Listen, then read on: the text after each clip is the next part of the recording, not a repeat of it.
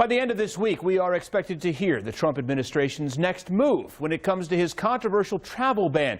The White House was expected to roll out a revised executive order today, but postponed.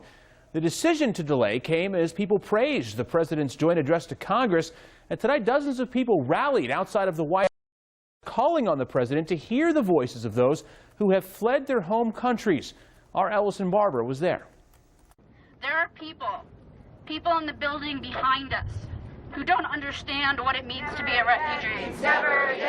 Most of the people in this group are refugees. When we left the former Soviet Union. And Jewish. We too are refugees. As much as it might look like a protest with all the signs and the chants, this is not a protest. They say they're simply here to share stories. And I did not know English. I vaguely remember when we left Moscow. Stories like Anna's. When we arrived in Boston months later, I remember sitting on a bench exhausted from the transatlantic flight. My mother waited for her host, hoping they hadn't changed their minds.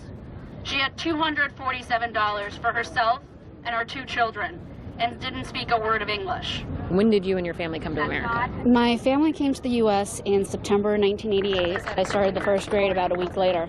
I first faced anti-Semitism when I was 4. I was at a ballet lesson. The accompanist was playing, and I was in a back corner, and the lines went to and fro. And she said, "Don't let her lead you. She'll lead you right out the window." My mother had been beaten up.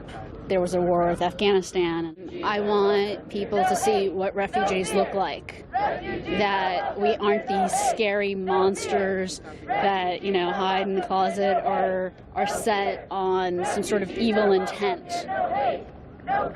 We just want to live. Outside of the White House, I'm Ellison Barber, WUSA 9.